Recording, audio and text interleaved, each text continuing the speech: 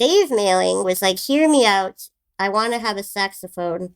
And I was like, no. And he's like, no, but he won. He won. He's like, Gaelynn, you don't know until you try it. And also, if it's an alto sax, it'll be a low noise. And so there's actually a part in this track where I'm harmonizing with a saxophone because we brought Mike Lewis in to do a little bit of sax. And it was so just cool. one of the best jazz saxophone players anywhere. Oh my gosh, she's so great. And then the last thing is that this song, the reason I wanted to include this track is because we usually just do it with electric guitar and violin. So that's all that there ever is. So we decided to add some acoustic guitar. And in the editing process, we had about 8 billion instruments on every song. So we had to be pretty brutal about like what we took out so that everything had enough room to breathe.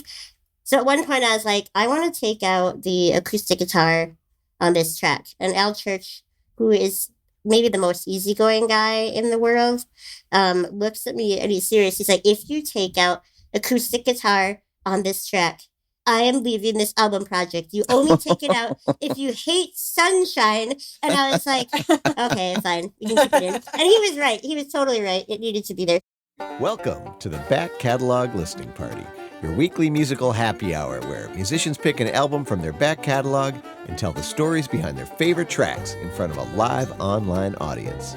This week we talk with NPR Tiny Desk concert winner, Broadway composer, and disability rights activist Gaelynn Lea. We revisit her 2018 album Learning How to Stay, talking reincarnation, space odysseys, and the similarities between recording engineers and therapists. So pour a beverage, grab a snack, and kick back as we listen to music together here on the Back Catalog Listening Party, where it's always Friday and old albums never sounded better. All right. Happy Friday, everybody. Happy Friday. And welcome to the Back Catalog Listening Party. Again, it's your weekly reminder of what day it is. It's Friday at 4 p.m. Hi. Hi to my folks in Connecticut. Hi to Alan. Has his gin and tonic ready to go. People are ready for this Friday. That's all I got to say. And I think it's been a week, but also I think folks are pretty excited about our guests because I know I am. I should introduce myself. I'm Mother Banjo, one of your hosts. I'm Anthony Ihrig. And today we have joining us Gaelynn Lea from Duluth, Minnesota. Hi. Hello. Hey. And hello to Natasha joining us as well from the Southeast. And cheers, everybody. We made it through another week. Ooh, cheers. And clink. And coffee, is that weird? That's no, not at all. Especially that's probably more normal for 4 o'clock. Yeah, exactly. I was like, I can't start a wine right now. I'll be dead by 7. Okay. No. Yeah. Well, no. Let us know what you're drinking out there. Looks like Gary has an Oktoberfest. I have just a the finest quarantine box wine there is. The Pinot Grigio, a Big House White. What are you drinking, Tony? I've got the Founders All Day IPA. It's kind of like, what I wish I was doing instead of homeschooling a kindergartner and a 3rd grader online. Yeah. I love my children. I love education. I love the internet. But all 3 of those things, parents, you know what I mean. So a special tip of the glass to all of you.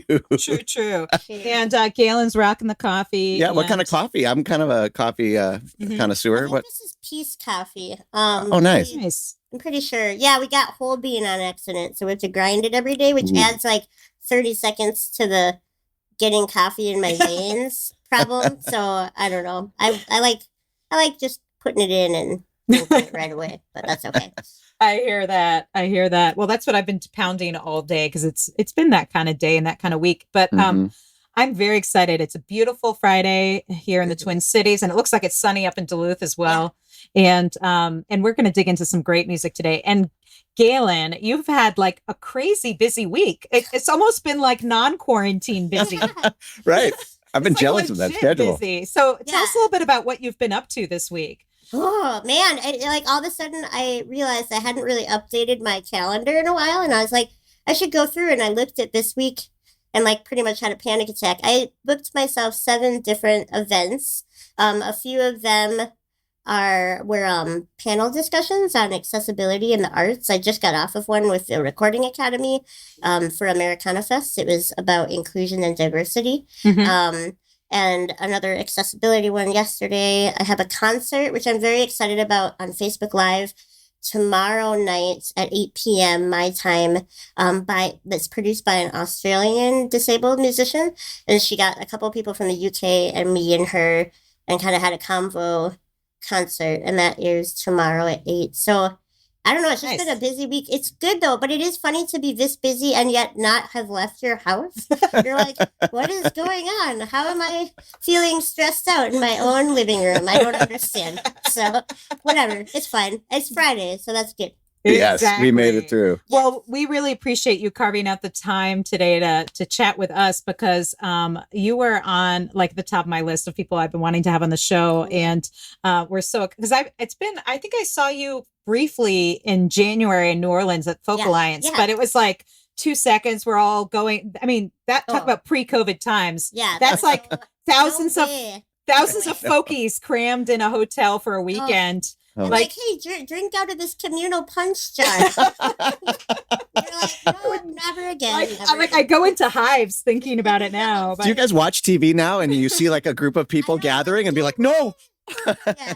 I see that. Exactly. Well, we want to make sure we can get to dig into the music, because for some of you out there who are Patreon supporters of the Back Catalog Listening Party or Gaelynn Lea specifically, we have a special after party where we're just going to chat and hang out for a little bit. But for this hour, we really want to spend the time focusing on Gaelynn's record, because that's what we do on the show. We revisit old albums, listen to them together, and talk about them. What a cool idea. Yeah. That's a great idea. I mean, we found during this time of quarantine that folks are really kind of going back to listening to old albums. I know I am, and discovering new music, because it's a great time for that, because we don't have as many of the live shows. Unless you're Gaelynn, in which case you have lots of live shows. Right. Yeah. I don't know. But for folks who might not be as familiar with your music, since we have a lot of folks who are beyond Minnesota and might not be as plugged into the scene as Tony and I are. So why don't you give a little quick bio, like a 2-minute bio of kind of your background in music, and maybe what led up to the making of this record?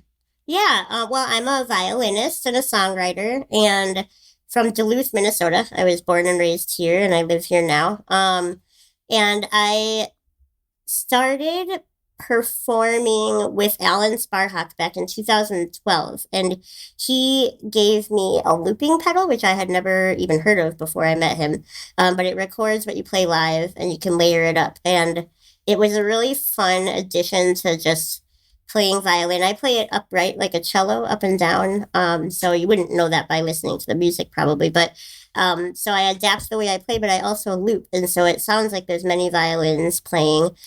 And I started writing music around the same time I got the looping pedal. And so I wrote a bunch of songs, entered the Tiny Desk Contest in 2016, and I won that, which was a really big, huge surprise. This is National Public Radio's Tiny Desk Concert. That's a huge deal. Yeah. Yeah, it was a big deal. It was 6,000 people or something like that entered. And so that kind of allowed me to launch into the national and international scene, which was not even on my radar, like literally not in the plans. But after that happened, I recorded a small EP, but I always knew I wanted to try a full band album, because all the things I had recorded at this point had been either completely solo with the violin and the looping pedal, or duo projects. And I have a lot of respect, and I wish I had thought to invite them.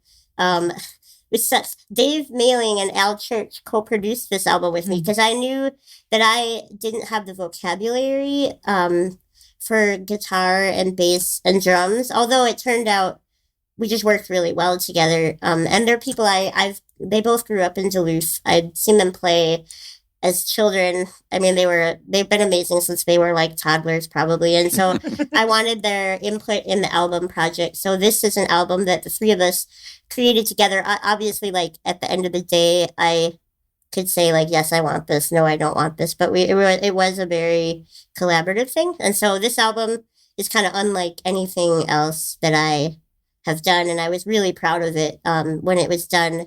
Came out in 2018. It has the most singing of any album that I've ever recorded, so it was fun to make. Very cool. And this album that we're going to talk about is called Learning How to Stay. And yeah, for those of you who don't know, she mentioned Alan Sparhawk of the band Low, a great indie rock band based in Duluth. And again, Dave Mailing, Al Church, all awesome musicians. So it's been really fun for me digging back into this record. It's been a couple of years, probably since it was new, that I really did a deep listening of the album. So I can't wait to dive into it. Let's just go into the first song we have queued up, which is Bound by a Thread. Is there anything you want to say about it before we listen, or you just want to chat afterwards? I guess the funny part is there's this intro, and again, it's that I didn't have the vocabulary necessarily to work with all these instruments. So what I said to them is at the beginning of this song, I want it to be like you're opening the door to an attic that hasn't been touched in decades, and there's cobwebs everywhere. And this is the sound that they created for the beginning of the track. What a great description. All right, everybody, this is Gaelynn Lea, Bound by a Thread on the Back Catalog Listening Party.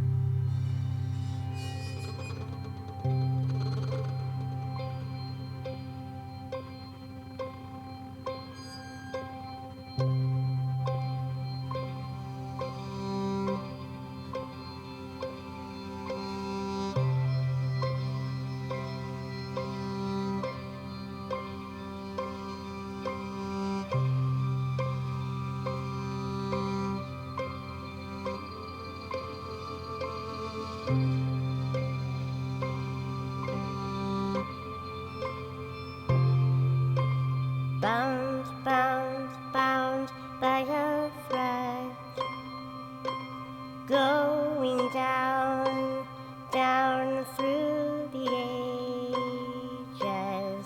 You could have stayed, but you came here instead to fill my life's empty pages.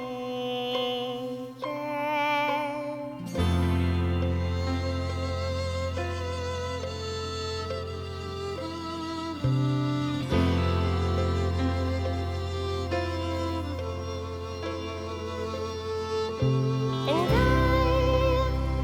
I do believe we'll see the fruits of our labor. Maybe not now, maybe lifetimes ahead. If only love would be our guide.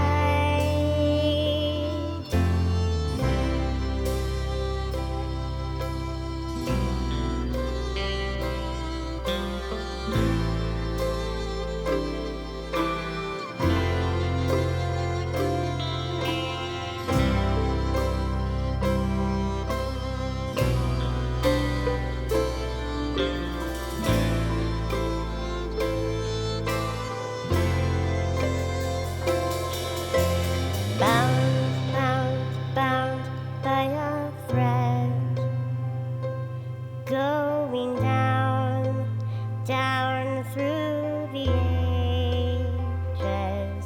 You could have stayed, but you came here instead to fill my life's empty pages. And I do believe we'll see the fruits of our labor. Maybe not now, maybe lifetimes ahead.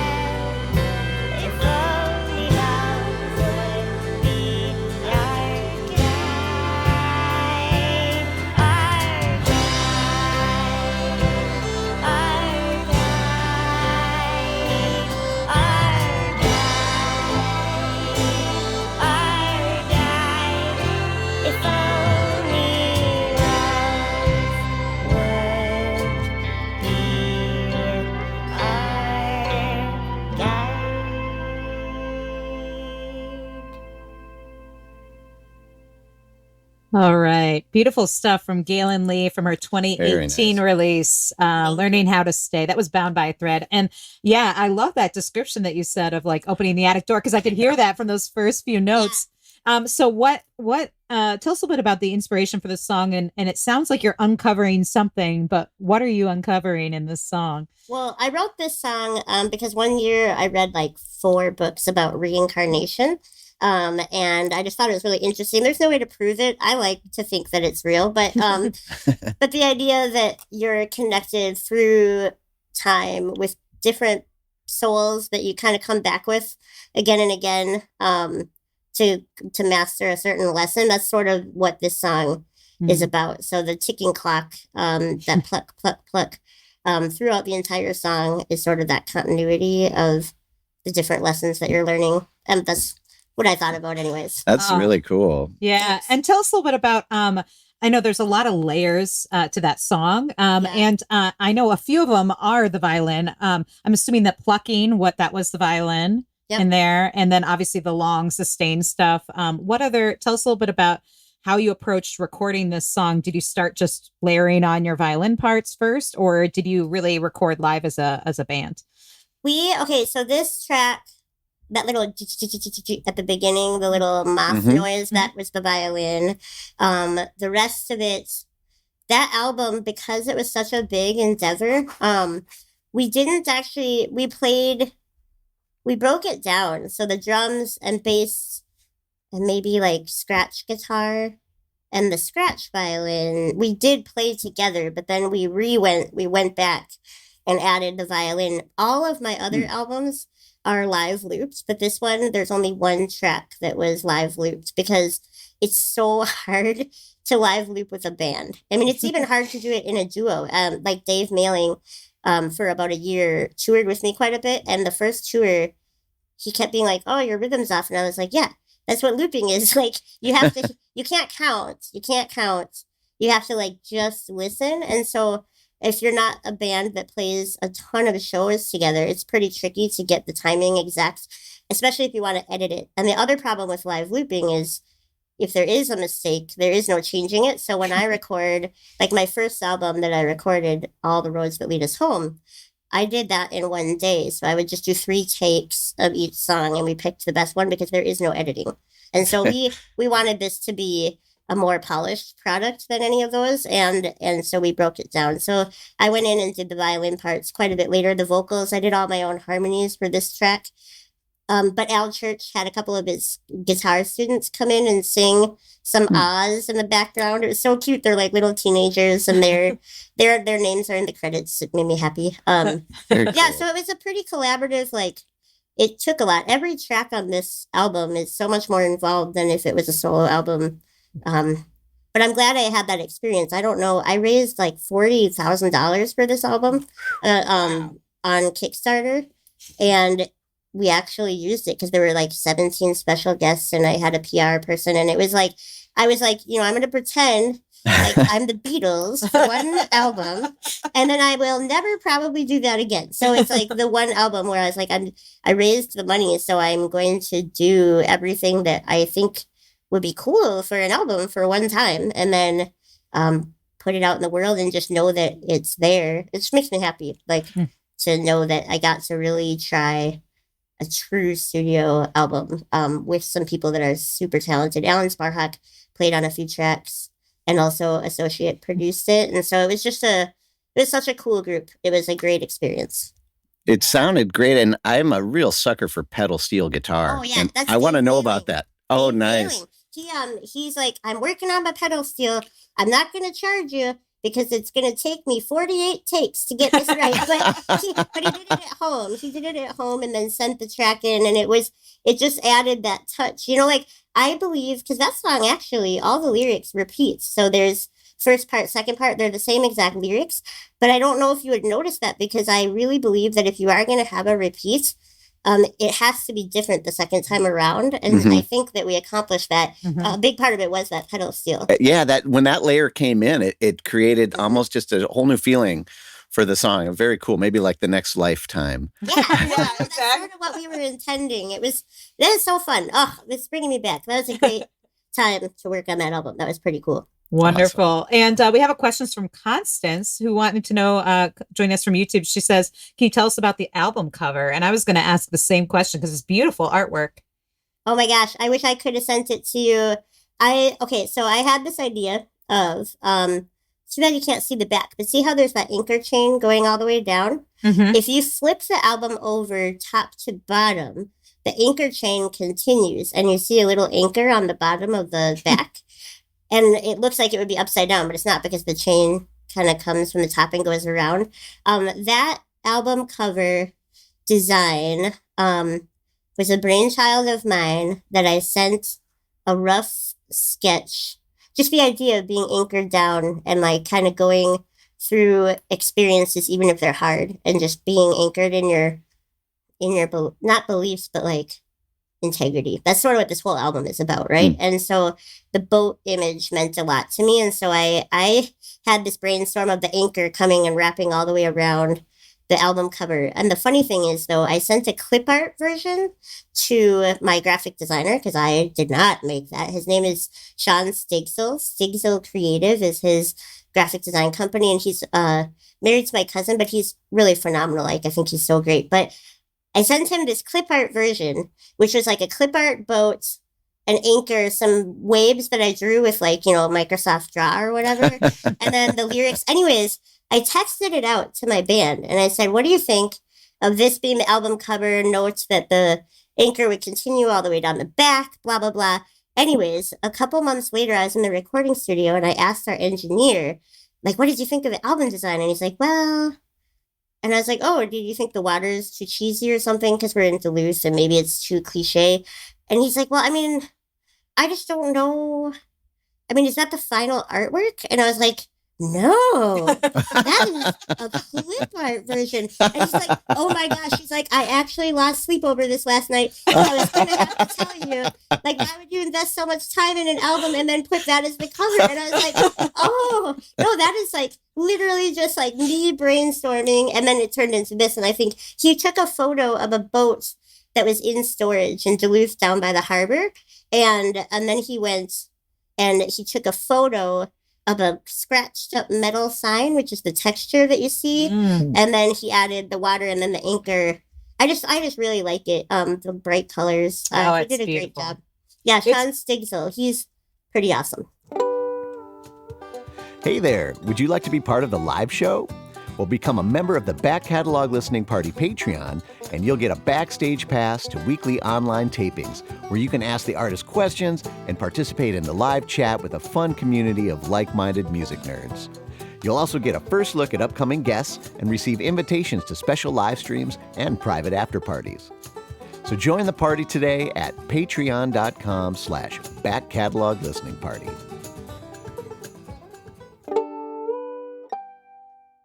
If folks want to get the actual album where you can see the whole album art and see that anchor on the backside, that's where you can get the album, the link on scrolling at the bottom of your screen. So, and I will say also all the audio, and we're going to obviously explore more tracks here. But again, the sound quality of this album is just so beautiful and the production is so great that you're going to want to hear it on high fidelity version, not just streaming through Facebook and YouTube. So anyway, well, let's actually, before we move on, we did get a question. Tina wanted to know, got a name for your book. So tell us a little bit about, you have a book in progress? I am. In November, I'm taking some time off. As you noticed, I'm not good at managing time. So if I didn't say like I'm taking time off, I would end up being busy through 2024 or something. So I'm taking some time off in November until April to write a book about kind of the touring that we've done, and then more broadly disability culture and disability awareness in the arts, and kind of like why are the arts still so inaccessible 30 years after the Americans with Disabilities Act. And so I don't know if I have a book title yet. I kind of thought about like From the Tiny Desk to the Big World, but now we're in COVID and it doesn't feel like from the tiny desk back to the desk. Back to my studio apartment where I'm here all the time. So I'm not sure if I have a name for it yet, but I definitely in November, am planning to just like that's what I'm planning to do is write. I'm a little scared, to be honest, because when you tell people you're writing a book, that means And you have to do it. write Yes. Yeah. But You heard it here, folks. Yeah, I know. But I think it'll be good because the issues of accessibility are just so under discussed, and there's not a lot of enthusiasm behind it because we haven't learned about it in school. Like nobody learns about disability rights in school, and so it's like it doesn't exist. And I just really want to do what I can to change that reality.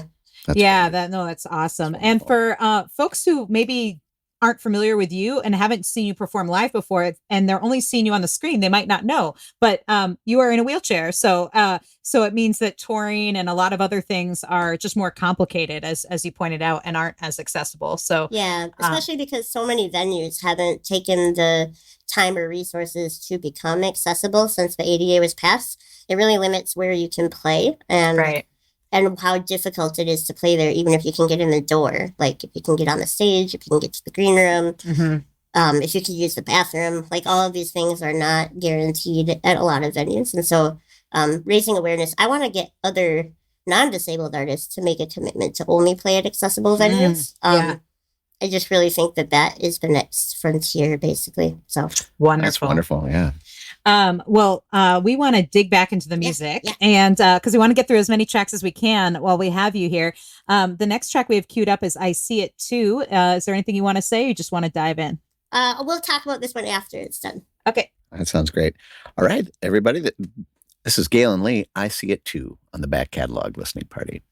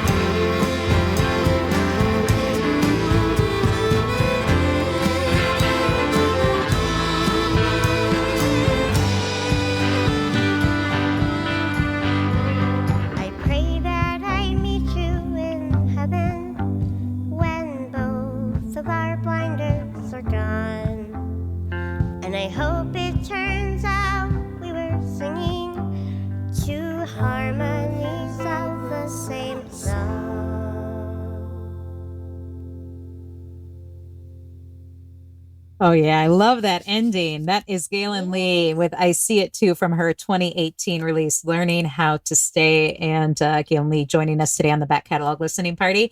And I love how that ends. It's just such a beautiful sentiment and just ending with that. I love that. Yay. Thank you so much. Thanks. Yeah, listening to, we talked about the last song and all the layers and that are coming. Like, how much were you bringing to the band from kind of like your kind of demos or looping pedal or whatever it is you use to kind of present the material? How much of that was kind of already set before you brought it into the studio, and how much of it was just kind of came out organically as the process evolved? Well, this song, the reason I wanted to include this song is this was kind of a fun one because this is one that Alan Sparhawk and I performed together a lot and had never recorded. And I wrote to him one day and I was like, I'm sure eventually we'll do another album together because we have an album out called Imperfecta by the Murder of Crows. And I was like, but would you be okay if you performed on it, if I put this on my solo album? Because I wrote the songs. We would just play them together.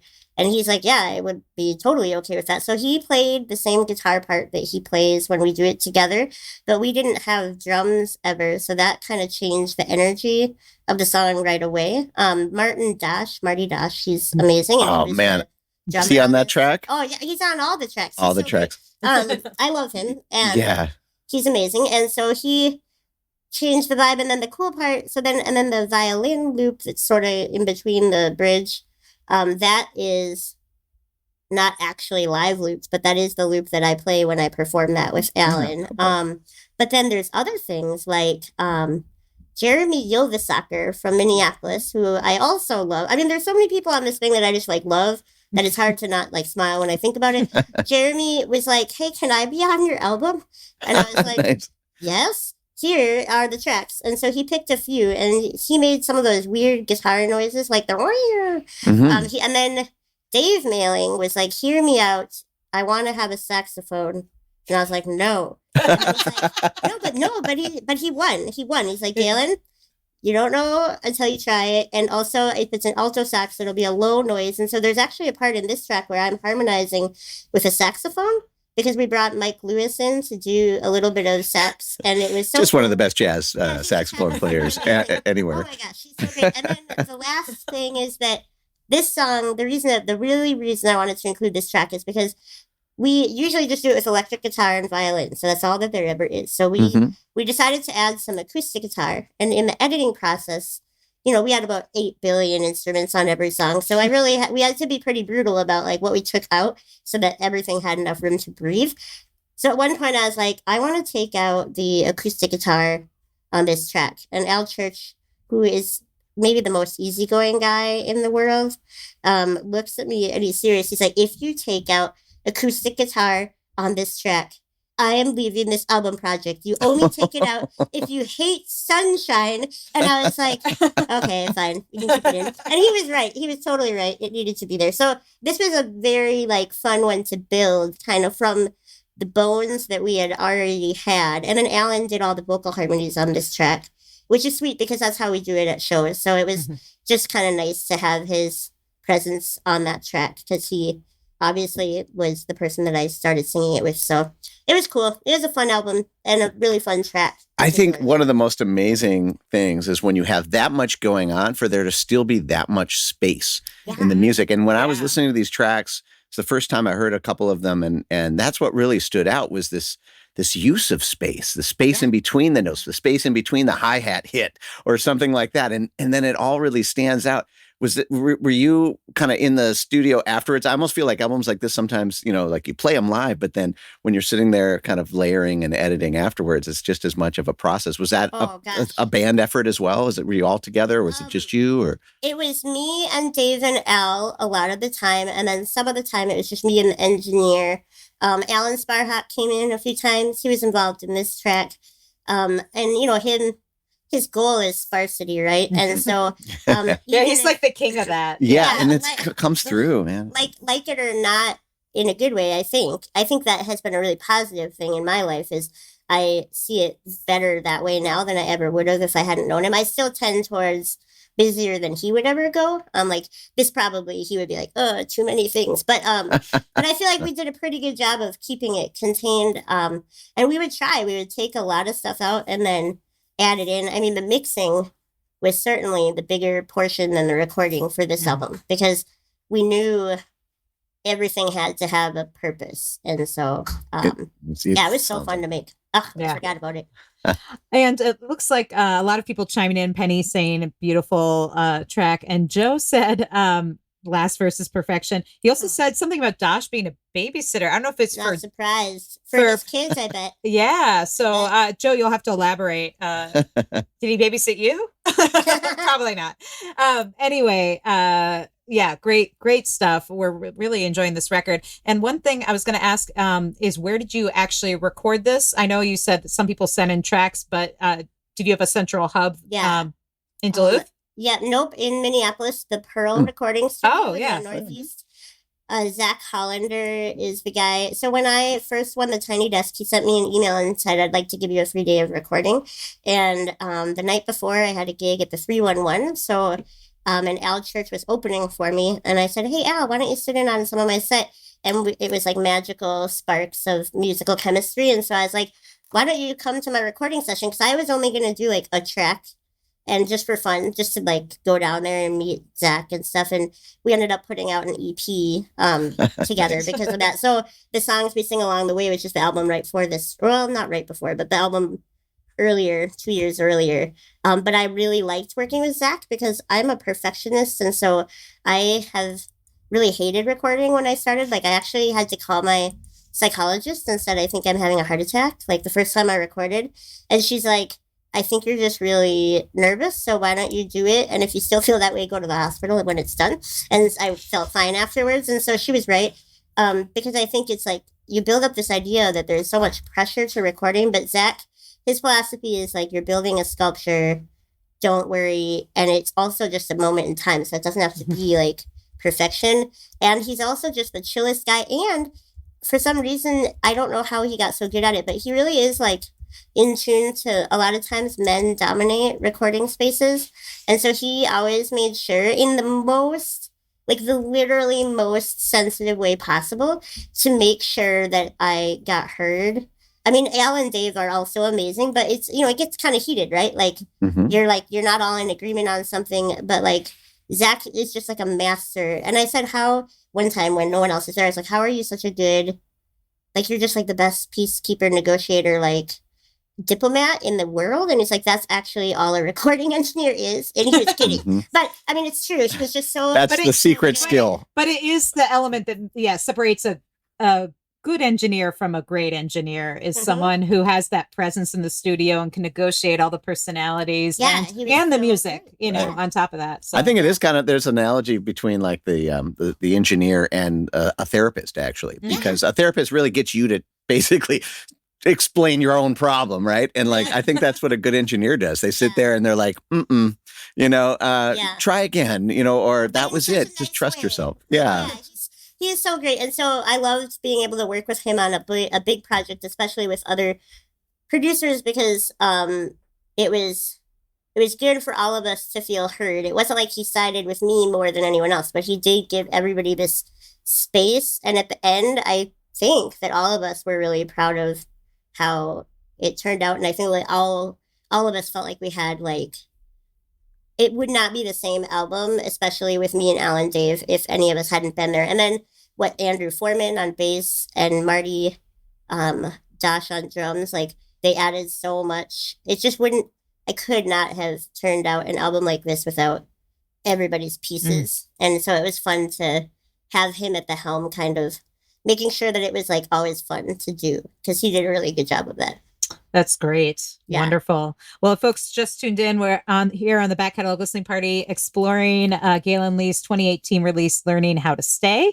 And let's dig into another track. We have The Last 3 Feet queued up next. Is there anything you want to say about this? Well, the intro, I text with Bob Boylan occasionally because he's from NPR Music. He's always been a supportive person, obviously, because he kind of launched my stuff. And so when I told him I was working on a new album, I was like, yeah, there's this one track where I want to have like static noise, like radio static. And he's like, can I make that for you? And if you like it, you can use it. And I was like, sure. So he is actually on the track. He's all the weird ambient noise at the beginning of this track.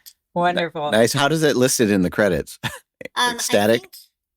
Static Bob Boylan. I think it was static and like ambient noise or something. I don't remember how I put it, but yeah. All right. This is Gaelynn Lea, The Last 3 Feet on the Back Catalog Listening Party.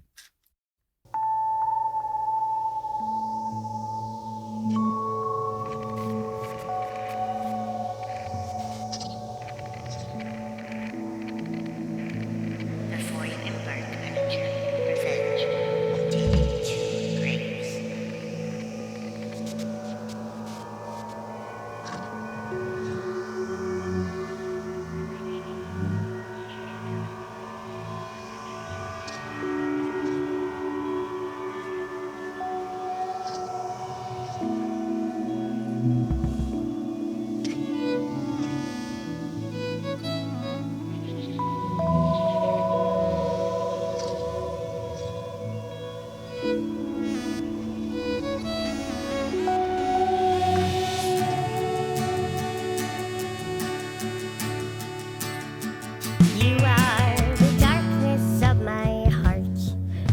the shadow of my soul. You tore my peace of mind apart. You are the thoughts I can't control. And I want you to know that forgiveness isn't easy. We mine for diamonds in the deep, but all we're bringing up is coal. You pay me visits in my sleep, never returning what you stole. And I'm trying to go down the path that one day frees me from you. The longest mile, the last 3 feet. How do you make a heart complete after the wind has ripped your sail in two? The longest mile, the last 3 feet. Measure the distance in between. It's never as far as it seems from me to you.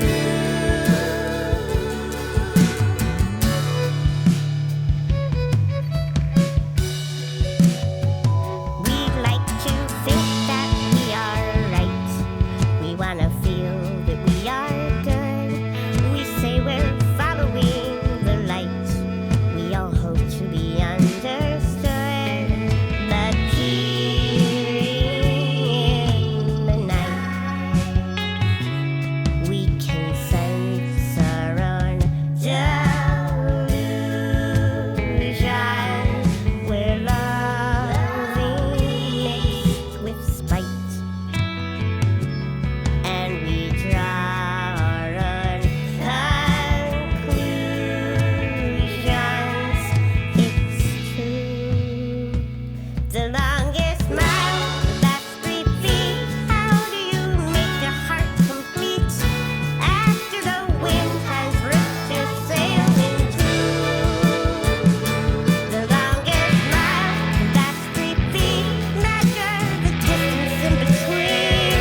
It's never as far as it seems from me to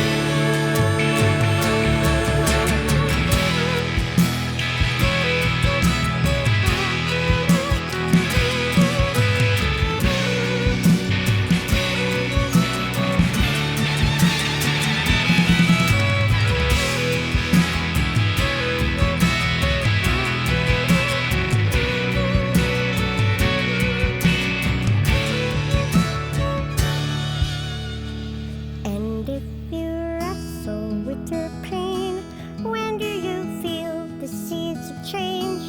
Find me, take hold, and rearrange the view.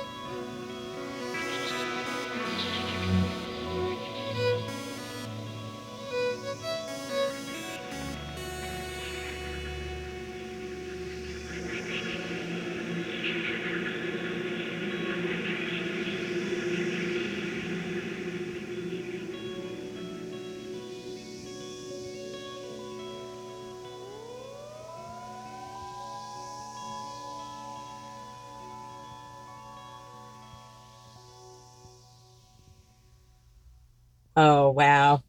I love waiting to that. I love that long, slow ending. And I have to say, this is what I love about the back catalog listening party is that you really hear all those last moments and notes and ambient sounds, which like, if you're playing it on the radio, they might fade it out before then, or you're talking over it. And it's like, it's so great to just sit and listen to music like that's so carefully crafted like that. And we had a few comments in there. Alan saying great lyrics. Eliza Blue, who was one of our guests actually on the back catalog earlier, and a great fiddler and songwriter herself, says it's never as far as it seems for me to you. What a great line. So cool. A lot. And actually Lindell also joining us, also violinist and songwriter as well. So a lot of musicians tuning in today. So hello to all of them. Hello. If you guys have questions for Gaelynn, definitely throw them in the comments and we'll try and answer them before we wrap up at 5.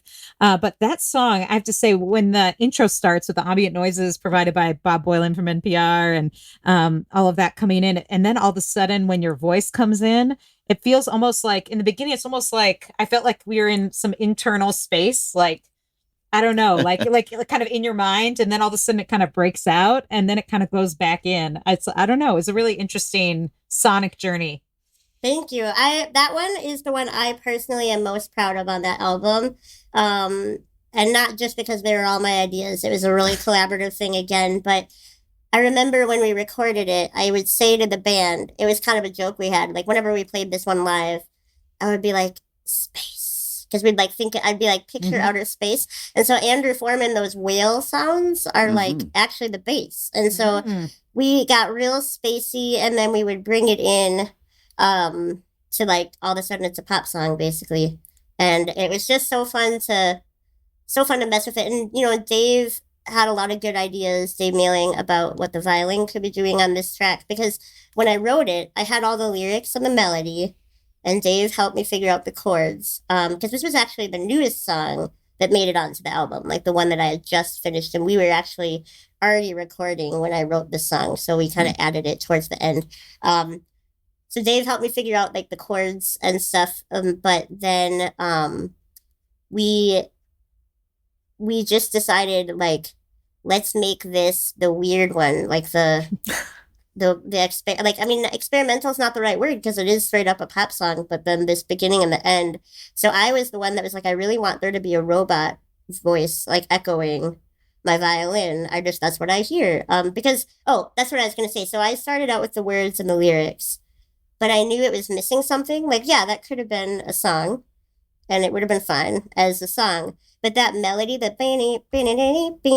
came to me the day before we got into the studio, because I was like, it needs a hook, but it doesn't need to be a vocal hook. That's one thing I believe pretty strongly in, is like, we think of hooks as like, it always has to be a line, a catchy line. And I was like, no, it needs an instrumental hook that is just something that will come throughout the song a few different times.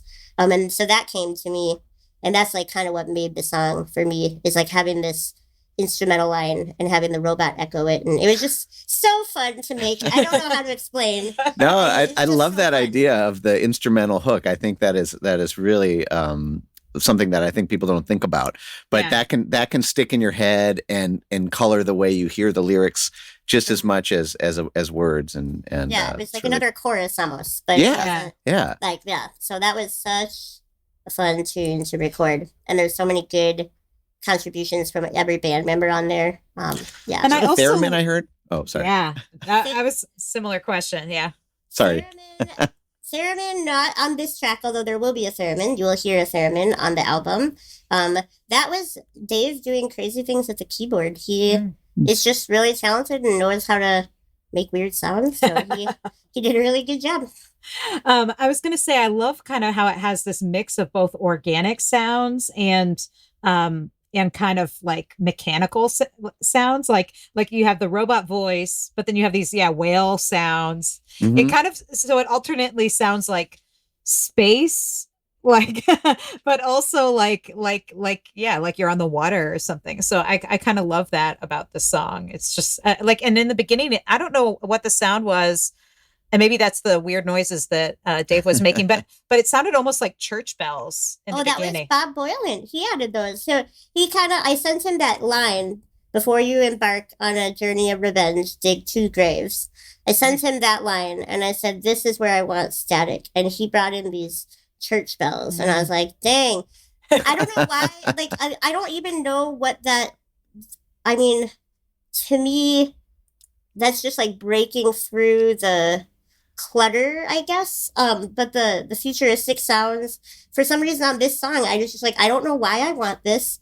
I cannot explain it or justify it to you, but I want it to sound a little bit like not from Earth, and that's all I can tell you. And so they made it happen. Like all the people that contributed stuff just like really did a good job of visualizing that with me, even though I guess the lyrics aren't so much about that, but it's kind of like a bird's eye view of a problem. So that song was written about a friendship that kind of imploded and really traumatized me for a while. There were a few years where it was just really hard to get over what happened. And that idea of the last 3 feet, like how do you get to that place where you're finally able to forgive someone?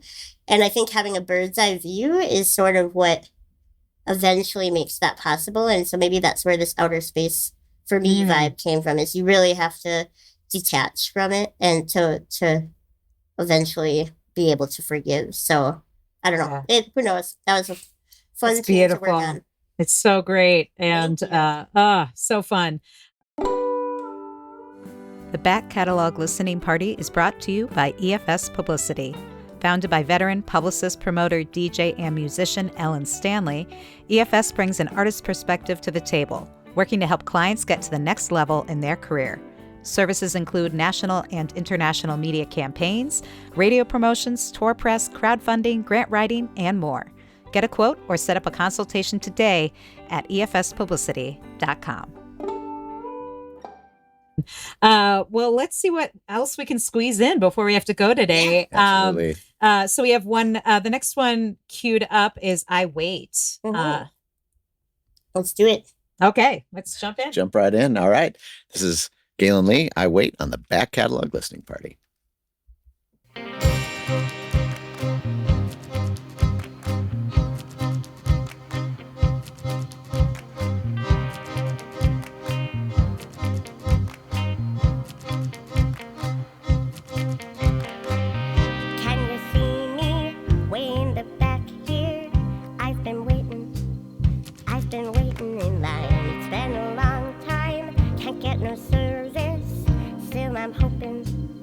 I am hoping for a sign.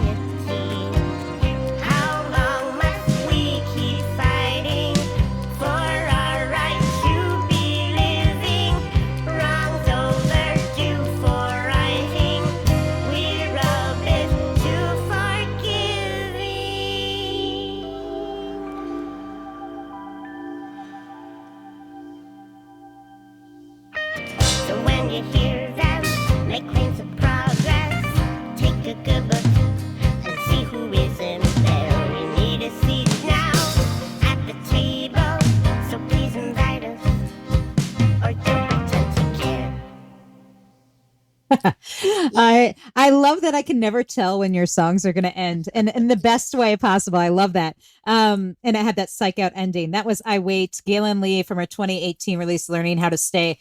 And that's straight up kind of a protest song essentially. But I have to say what I love is it's so I mean, I think when people think protest songs or political anthems, they think of or things that have a message like that. They think of like one specific style of music, Yeah. and what I love is that this is completely 100% Gaelynn Lea, Well, and Al Church and Dave, I remember being like, is this song? I mean, this is the one, and I hope we still have time for Grace and the Tender Hand. So I'm going to try to keep this short because we think we have 7 minutes. This song is about disability rights. If you didn't know, I mean, you probably do, but in case you didn't, just like needing a seat at the table and being kind of just frustrated that it's taking this long to get into the mainstream mindset. It's way too long. We need to be there already. And I wrote this and I was kind of nervous that the disability community wouldn't resonate with it. So I sent it out before I decided to record it to a few right after we recorded the rough takes. I sent it out to a few disability advocates. And one of them wrote back and he's like, dare I say, because it's kind of a joke, that I'm inspired by this song because people with disabilities do not like being called inspirational. But he, I can see that. Like, this is like a song that we need to hear. So I decided we would continue to go forward on it. But what was cool about working with a full band is it could have the power that I wanted it to have behind it, where it's I play it solo and it's still, I think, impactful, but this just like the urgency comes through more with the full band. And Al Church thought of the little clappy clap clap clap things. I love that. And then just having like the organ, just having a more power than it would have had as a solo number was really fun. That bass line just is it's like a pulse. It's just pushing it forward. We're picturing people marching like this is like a anthem. And what was cool is I didn't want to beat people over the head with it, so I don't mention the word disability anywhere. But one day, as I came into the recording studio, the engineer's like, "Oh my gosh, I just listened to that song again." And like, this is about disability rights, isn't it? And I was like, yeah. And so it's cool that it translated even for an able-bodied person to know what I was talking about. But other people from different minorities have told me that this song has been helpful for them because I think the feelings of frustration kind of transcend a lot of different oppressed groups. For sure. Yeah. I think it's such a great tune, has such great driving. Chris says, I love the punchiness of the drums on this in addition to the overall liberation tone. Cool. Yeah, great stuff. Well, we are going to try and squeeze in that last song. Yeah, let's do it. Before we have to go here, this is Grace and the Tender Hand. Let's just dive right in. Okay. All right.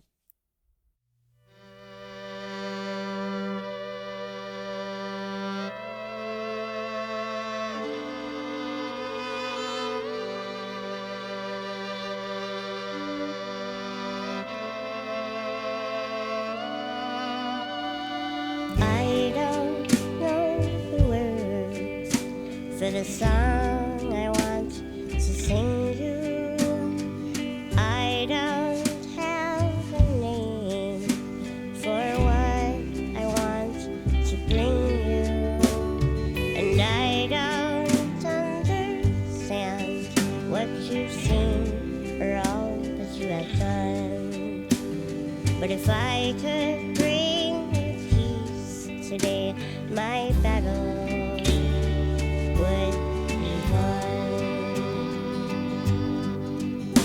You're weighted down with worry. You doubt what you are worth. You question if you'll ever know your place upon the earth. But if you saw what I see, this perfect person standing next to me, if you could kindly let yourself be, your battle would be won. We don't know the outcomes, how this story will unfold. We only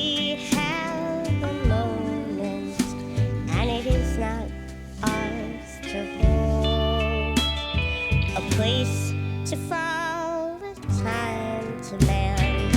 We grow by grace and a tender hand. Beauty of this hidden plan is our battle has been won.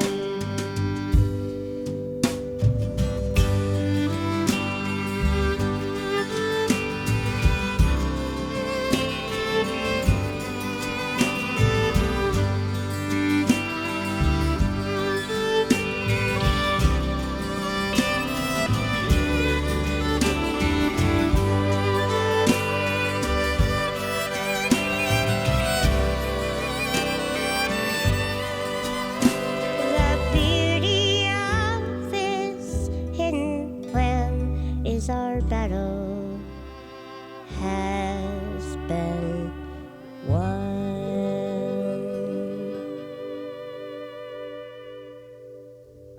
Beautiful stuff. What a perfect way to end the show today. That is Grace in a Tender Hand, Gaelynn Lea from our 2018 release, Learning How to Stay. What a beautiful song, Gaelynn. Really beautiful. Thank you. Thank you so much.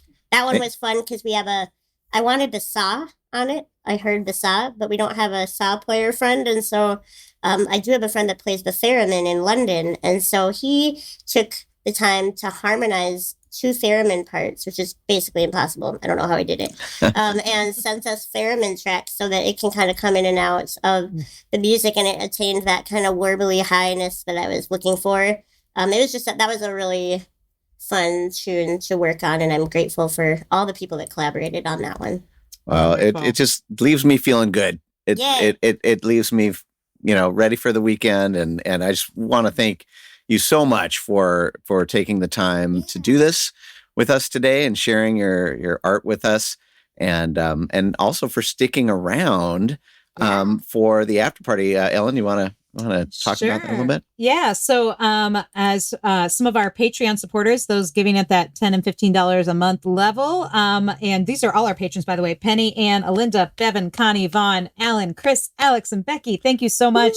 And this is becoming more and more important because Facebook is changing some of their copyright rules. So we're going to have to be moving to more exclusively to YouTube and some other platforms. So it's going to take more resources. So thank you for supporting the back catalog listening party, so we can make sure that artists like Gaelynn get heard.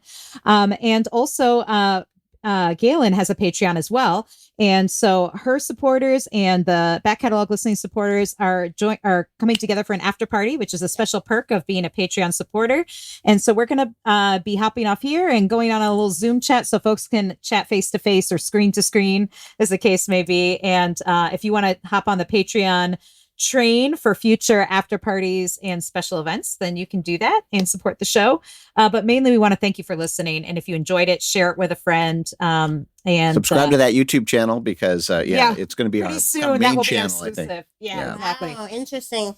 Yeah. So, and next week we have, Robbie Folks is going to be joining us from Chicago. So excited for that. Yes. Very, very excited about that. Grammy nominated songwriter, amazing country, bluegrass. He's worked in like every genre possible pretty much. So we're pretty excited about that. It's going to be a good one. So thank you for joining us. And we'll see those of you who are Patreon thing, look for that message. I sent out a reminder to the back catalog Patreon supporters recently with a link, and we'll see you on Zoom. And the rest of you, we'll see you next Friday. See you next Friday on the back catalog listen party. Thank you, Gaelynn. Have a great weekend. Yeah, see you later. Thanks for joining us on the Back Catalog Listening Party. If you like what you hear, please subscribe to the podcast and leave a review, which helps more people discover our show and our guests. And do you want to be a part of the live show, get a first look at upcoming guests, and receive invites to private online parties and live streams? Then join our Patreon community at backcataloglisteningparty.com. Have a great week. We'll see you back here next Friday for another edition of the Back Catalog Listening Party.